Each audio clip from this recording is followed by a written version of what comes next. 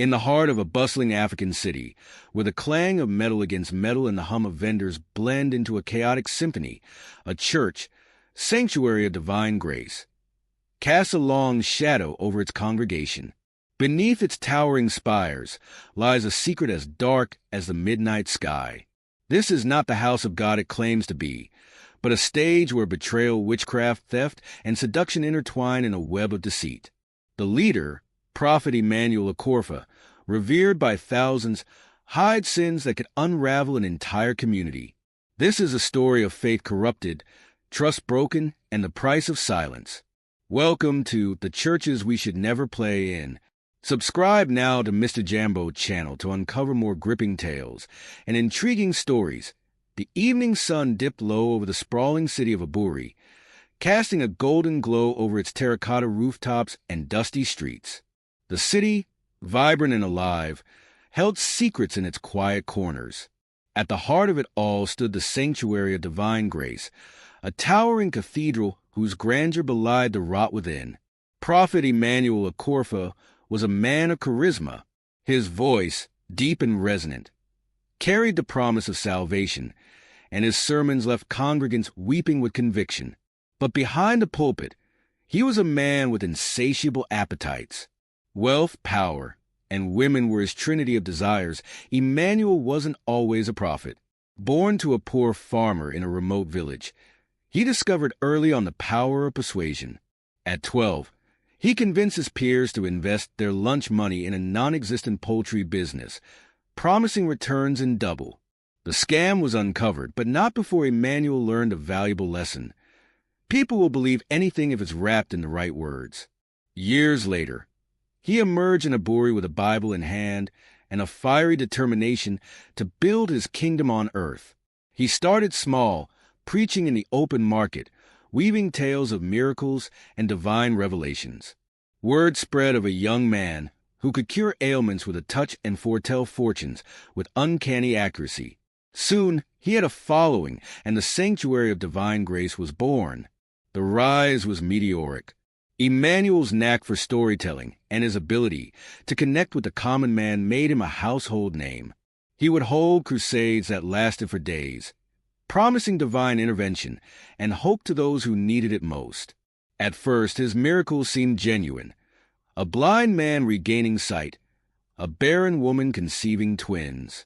But the truth was far more sinister.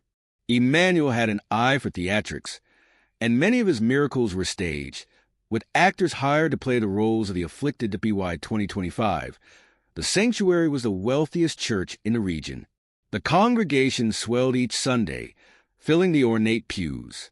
Emmanuel's sermons became theatrical performances, complete with choir dramatizations and miracle sessions that left the audience in awe. But there were whispers. Vendors spoke of a mysterious woman who visited Emmanuel late at night, her silhouette visible through his office window. Church treasurers noticed discrepancies in the accounts, with funds disappearing faster than they were collected. And in the darkened streets of Aburi, rumors of witchcraft began to take root. The grandeur of the church masked its deeper issues. The church's welfare programs, praised by the city, were often nothing more than fronts for money laundering. Donations meant for widows and orphans lined the pockets of Emmanuel and his inner circle. The church's security team was rumored to intimidate those who dared to question Emmanuel's authority. Amansaya was an herbalist from the outskirts of Aburi, known for her knowledge of plants and spells. She had a gift that terrified and intrigued the community. Emmanuel sought her out when his rise to power stagnated. Amma, desperate to escape her life of obscurity, made him an offer. "I will give you what you desire most," she said, her voice like the rustling of leaves. "But there will be a price." Emmanuel agreed without hesitation. That night, under a full moon, Amma performed a ritual in the church basement. She summoned spirits to bind Emmanuel's destiny to success.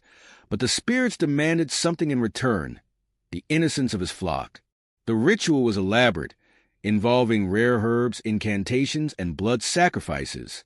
Emmanuel watched in awe and fear as Amma chanted, her voice rising and falling in a hypnotic rhythm. By dawn, the pact was sealed. Emmanuel felt an undeniable surge of power, but he also felt the weight of the Spirit's watchful eyes. In the years that followed, Emmanuel's power grew, but so did the darkness within the church. Congregants were manipulated into sowing seeds of faith, donating their life savings to the church. Those who resisted found themselves inexplicably plagued by misfortune. Women, young, vulnerable, and entranced by Emmanuel's charisma, became frequent visitors to his private quarters. He promised them blessings in exchange for their silence. Leaving a trail of broken lives and unspoken pain, the basement of the church, once a place for storage, became a vault for Emmanuel's darkest secrets.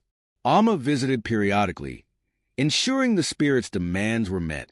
The vault housed more than just money. It contained items linked to the rituals: locks of hair, bloody garments, and cursed artifacts. Each item represented a life touched by Emmanuel's corruption. Kwame Mensah, a former pickpocket-turned-church usher, was one of the few who noticed the inconsistencies. He'd seen too much during his life on the streets to be fooled by Emmanuel's sanctimonious act. One night, he broke into the church's records room and uncovered a ledger detailing the missing funds and a list of Emmanuel's illicit activities. Kwame's conscience warred with his fear. Exposing the prophet meant risking everything, but staying silent felt like complicity. Kwame's investigation deepened. He followed Emmanuel's closest aides, uncovering a network of bribes and blackmail. He found evidence linking Emmanuel to local politicians, who received blessings in exchange for turning a blind eye. Kwame began documenting everything, knowing the risks but feeling an unshakable sense of duty. As Emmanuel's grip tightened, the community's patience frayed. Amansaya, now consumed by guilt, confided in Ajoa, a young journalist known for her fiery exposés. Together, they began piecing together the church's dark history. Ajoa's article, "The Churches We Should Never Play In," hit newsstands on a Sunday morning. It detailed Emmanuel's crimes, the ritual pact with Amma, and the exploitation of his congregation. The fallout was immediate.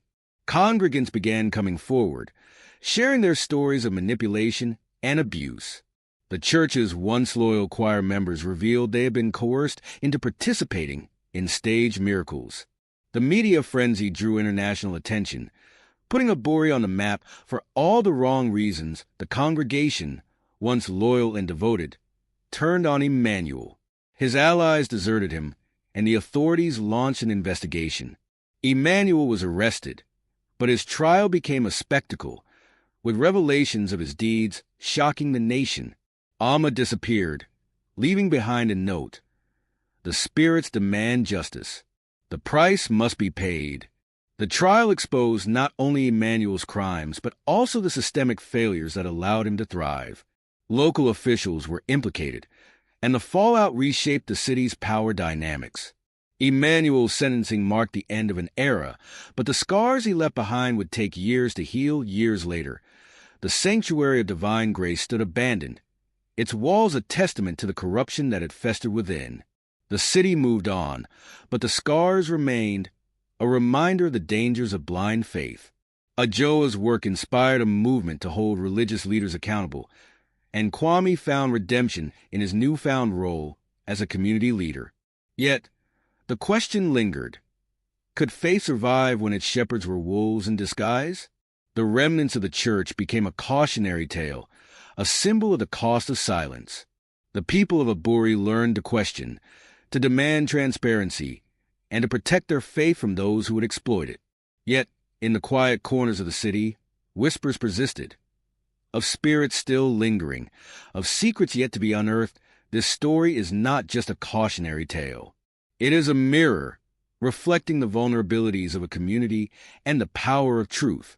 Beware the churches we should never play in, for within their walls lies the potential to destroy what we hold sacred.